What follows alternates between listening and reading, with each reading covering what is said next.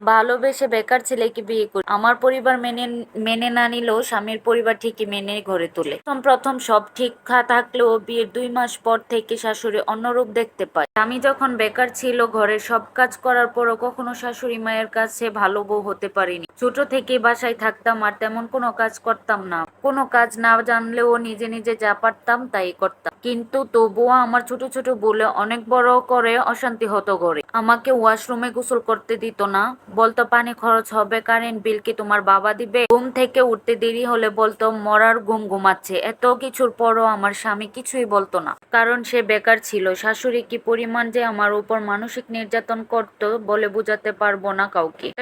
একটা সময় শাশুড়ি অত্যাচারের মানসিক ভারসাম্য হারিয়ে ফেলি, কাউকে চিনতেই পারতাম। এমনকি যাকে পাগলের মতো ভালোবাসতাম ওই মানুষটাকেও চিনতাম না। আমার এই অবস্থার কথা শুনে আব্বু আম্মু এসে আমাকে নিয়ে যায়। অনেক চিকিৎসার পর আমার স্মৃতি আসে। আমার শ্বশুর বাসুর বিদেশে থাকলেও তারা আমার চিকিৎসার কোনো খরচ দেয়নি। এত কিছুর পরও তাকে আমি ছেড়ে যাইনি, কারণ আমার স্বামী আমার এমন সময় কোনো টাকা দিতে না পারলেও পাশে ছিল, কখনো ছেড়ে যায়নি। সে আমাকে বলতো, দেখবে আল্লাহ আমাদেরকে সব কষ্ট দূর করে দিবে। আমি নামাজ পড়ে আল্লাহকে সব সময় বলতাম আমার স্বামীকে যেন একদিন অনেক উপরে নিয়ে যায়। তারপর 2 বছর পর সে বিদেশে চলে যায়। শাশুড়ি যেহেতু ভালো না, এজন্য আমাকে আমার পরিবারের কাছে রেখে যায়। আমার স্বামী এখন মাসে লক্ষ টাকা ইনকাম করে। তার পরিবার বেকার অবস্থায় দুর্ব্যবহার করলেও সে তার সব টাকা পরিবারকেই দেয়, কিন্তু আমাকে 1 টাকাও দেয়নি। 2 বছর পর থেকে এখন মাসে আমাকে 5,000 করে দেয়, কিন্তু হজম করতে দেয় না। প্রতি মাসে টাকা দিয়ে খুঁটা দেয়। আমি অনেক কান্না করি, তবুও নির্লজ্জের মতো স্বামীর টাকা নেই, কারণ আমি তো মেয়ে মানুষ। এমন না যে সে আমাকে ভালোবাসে না। ওনার কথা যে সব টাকা পরিবারকে দিবে আর আমার খরচও আমার বাবা মা দিবে। এভাবে চললে ও অনেক খুশি। দেখতে দেখতে আমাদের বিয়ে 7 বছর হয়ে যায়। এরপর স্বামী ফ্যামিলির ভিসায় আমাকে সৌদি নিয়ে যায়। সেই ভালোই যাচ্ছে দিন।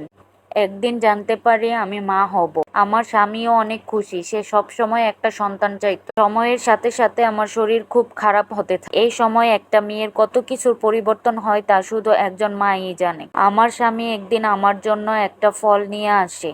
ওইটা মুখে দিতেই আমার কেমন কেমন জানি লাগে। স্বামীকে বললাম আমি খাবো না। মুহূর্তে সে আমাকে বলল, কুকুরের পেটে ঘি হজম হয়? নিজেকে তখন সামলাতে পারিনি, কারণ সে যে ভালো খাবারের কথা বলেছে ওই খাবার আমি আমার বাবার বাড়ি অনেক আগেই খেয়েছি। এটা নিয়ে অনেক ঝামেলা হয়। ঝামেলার এক পর্যায়ে আমার স্বামী তার সর্বোচ্চ শক্তি প্রয়োগ করে আমার গালে থাপ্পড় দেয়। আমি মুহূর্তে মাটিতে পড়ে যাই। ওই থাপ্পড়টা শুধু গালে না, কানেও লাগে। কান দিয়ে অনেক রক্ত বের হয়। আমি তাকে জিজ্ঞেস করি, কেন আমার ভালো কানটা নষ্ট করলে? তখন সে বলে, আমি খাওয়াবো, নষ্ট করব, আবার আমি টাকা দিয়ে ডক্টর দেখাবো। তখন বুঝলাম সে একটু অনুতপ্ত নয়। আমি আমার স্বামীর মুখের দিকে তাকিয়ে ভাবতেছি, আহারে স্বামী, টাকা পেয়ে নিজের সব অনুভূতি বুঝি হারিয়ে ফেললে? একটা মেয়ে নাকি সব ভুলে যায়, কিন্তু তার প্রেগনেন্সির সময় এই মানুষের খারাপ ব্যবহার ভুলে না। আর কিভাবে ভুলবো? সে আমাকে অনেক ভালোবাসে, অনেক অনেক মানে অনেক। আমি যখন মানসিক ভারসাম্যহীন ছিলাম তখন সে প্রতি রাতে আমার জন্য কান্না করতো। ওই